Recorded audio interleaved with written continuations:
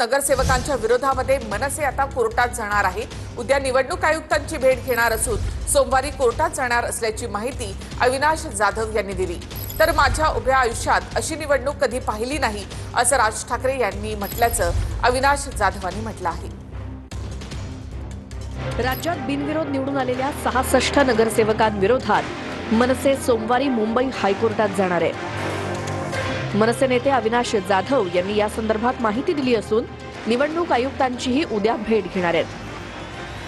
आम्ही उद्या निवडणूक आयुक्तांची भेट घेणार आहोत आणि त्यांना जे काही 64 ठिकाणी या घटना घडलेल्या आहेत त्याच्या बाबतीतला पत्रव्यवहार करणार आहोत, म्हणजे आम्हाला कोर्टात जाण्याचा मार्ग मोकळा होईल। खरं तर त्यांनी आज जिल्हाधिकाऱ्यांना विचारलंय, पण शेवटी त्याच आरओ रिपोर्ट देणार आहे ज्यांनी ह्या सगळ्या गोष्टी केलेल्या आहेत। बिनविरोध निवडून येणाऱ्यांच्या संख्येत कल्याण डोंबिवलीतल्या नगरसेवकांची संख्या जास्त आहे। यात वॉर्ड क्रमांक 27 मधनं मनसेचे उमेदवार मनोज घरत यांनी अर्ज मागे घेतला होता। त्यामुळे भाजपचे उमेदवार महेश पाटील हे बिनविरोध निवडून आले। मोठ्या संख्येनं बिनविरोध निवडून आलेल्या नगरसेवकांवरनं आपलं मत त्यांनी व्यक्त केलं। माझ्या संपूर्ण आयुष्यात अशी निवडणूक कधीच पाहिली नाही। बाळासाहेब ठाकरेंबरोबर अनेक निवडणुका अनुभवल्या, पण इतक्या मोठ्या संख्येनं उमेदवार बिनविरोध निवडून येतात ही परिस्थिती पहिल्यांदाच पाहिली। राज ठाकरेंनी हे वक्तव्य मनसे नेते अविनाश जाधव, अभिजित पानसे आणि माजी आमदार राजू पाटील यांच्या समोर केलं। ज्या आमच्या उमेदवारांना ऑफर देण्यात आल्या त्याचा एक व्हिडिओ आहे आमच्याकडे, तो आम्ही आता साहेबांना दाखवलाय आणि मला वाटतं भविष्यात ते येतील सगळ्या गोष्टी समोर। पण परत ते देखील म्हणाले की अशी निवडणूक मी कधीही पाहिली नाही, असं राजसाहेबांचं वाक्य होतं। मी एवढे वर्ष बाळासाहेबांबरोबर निवडणूक पाहतो आतापर्यंत, मी अशी निवडणूक पाहिली नाही की निवडणुकाच होऊन द्यायच्या नाहीत। 66 नगरसेवक बिनविरोध झाल्यानंतर विरोधकांनी आता सरकारवर हल्लाबोल केलाय। बिनविरोध होण्यासाठी 5 ते 10 कोटी देऊन माघार घ्यायला लावली असा आरोपही राऊतांनी केला। राऊतांच्या आरोपांवर सत्ताधाऱ्यांनी सुद्धा उत्तर दिलंय।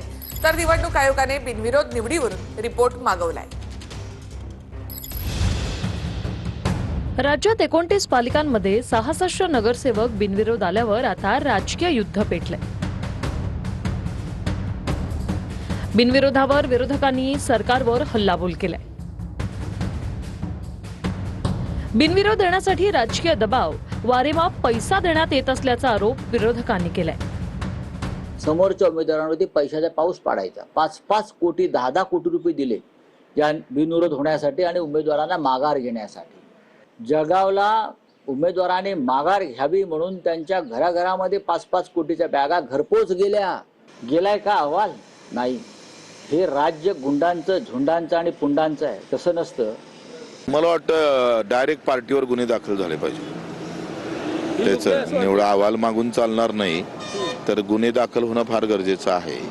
आणि ज्या पार्टीनं हे केलं त्याचं रजिस्ट्रेशन नोंदणीच रद्द केली पाहिजे। भाजप 43, शिवसेना 19, राष्ट्रवादी 2, इस्लाम पार्टी 1, अपक्ष 1।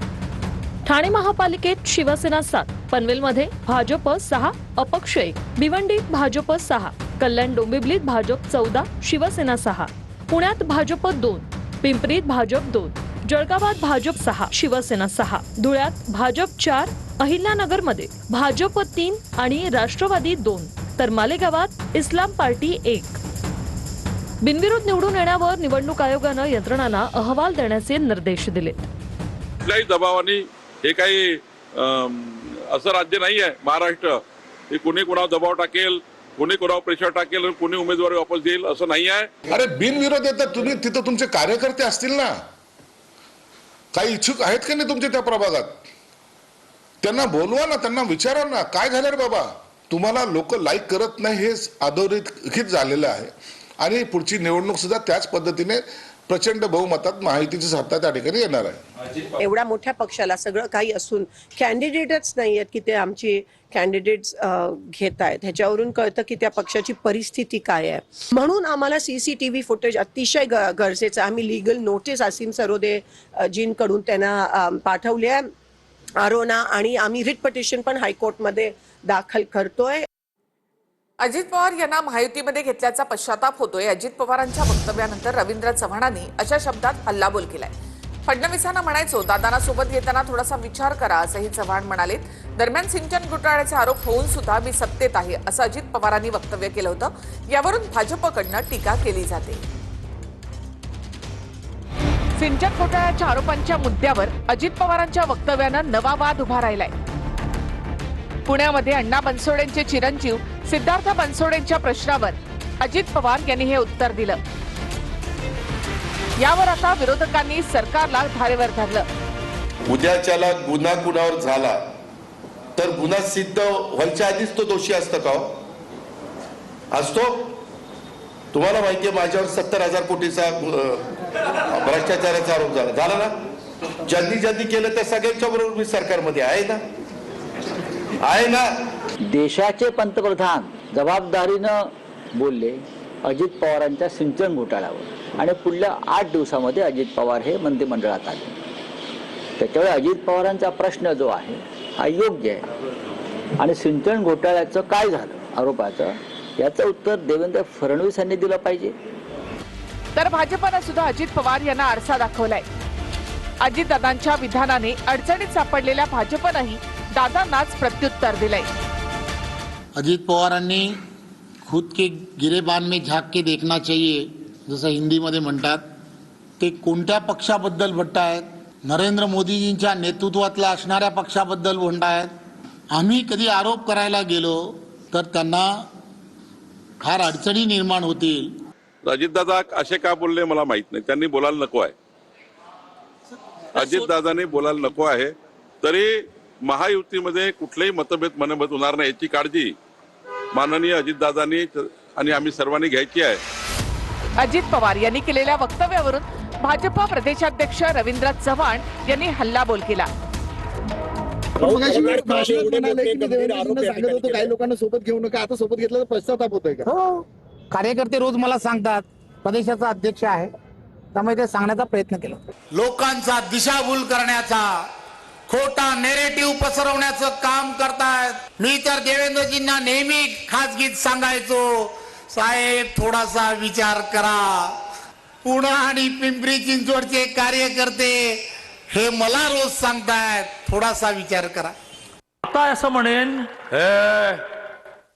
घरला जायचंय का असं म्हणणाऱ्यांना मी असं म्हणेन की मुख्यमंत्री पण आमच्याकडे आहेत आणि गृहमंत्री पण आमच्याकडे आहेत. त्यामुळे दमात घेऊ नका आणि हलक्यात पण घेऊ नका. इथे असणाऱ्या एकनेक उमेदवाराला, कार्यकर्त्याला, नेत्याला मी विश्वास देतो. असे जे कोणी दमदाटी करणारे असतील रात्री बेरात्री आपण देवेंद्रजींना फोन करूया.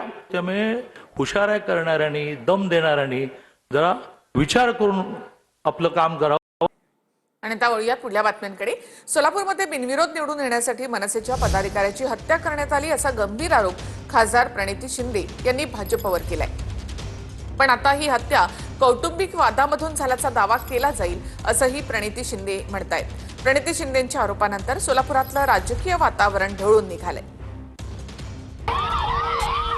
सोलापुरात बिनविरोध निवडून येण्यासाठी मनसेच्या पदाधिकाऱ्याची हत्या करण्यात आली असा गंभीर आरोप खासदार प्रणिती शिंदेंनी भाजपवर केलाय. पण आता ही हत्या कौटुंबिक वादातून झाल्याचा दावा केला जाईल असे प्रणिती शिंदेंनी म्हटलंय. मनसे पदाधिकाऱ्याची हत्या आणि प्रणिती शिंदेंनी केलेल्या आरोपानंतर सोलापुरातलं राजकीय वातावरण ढवळून निघालंय. याला कोणत्याही प्रकारचं कौटुंबिक वाद न लेबल करता हे राजकीय हेतू पुरस्सरच झाला आहे. आणि आज सीपीनी रेकॉर्डवर आणलंय की 100% पॉलिटिकली मोटिवेटेड आहे.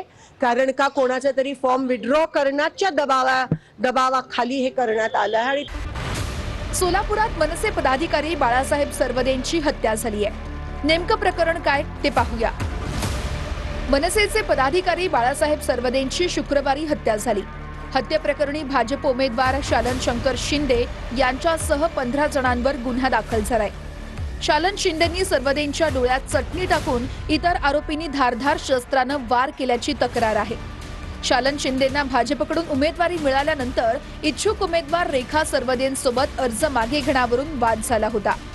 वादानंतर इच्छुक उमेदवार रेखा सरवदेंनी उमेदवारी अर्ज मागे घेतला होता.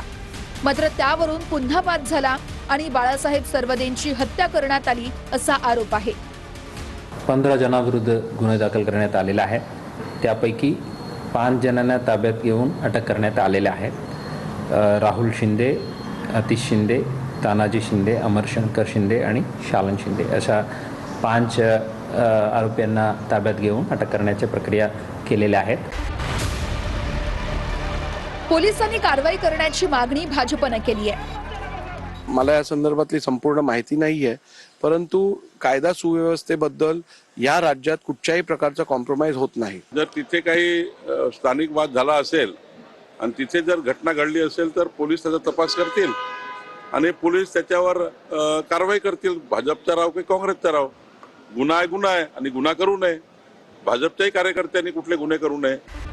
मनसे पदाधिकारी बाळासाहेब सर्वदेंच्या हत्येप्रकरणी सोलापुरात मविया आक्रमक झाली आहे. सर्वदेंच्या हत्येच्या निषेधार्थ उद्या मविया उपोषण आणि मूक आंदोलन करणार आहे. ज्या उमेदवारांनी जे माघारी घेतलेलं आहे भारतीय जनता पार्टीच्या असं कालच्या याच्यामध्ये ही असं दहशतीचं वातावरण दमदाटी देऊन तुमचं काहीतरी हे करून हे प्रकार केलेला आहे. विजय देशमुख, किरण देशमुख आणि त्यांचे जे पिल्लावळे जे आहेत ना, ज्यांनी काही कांड केलं यांच्या सर्व मोबाईलचं चौकशी झाली पाहिजे, कॉल रेकॉर्डिंग झाली पाहिजे.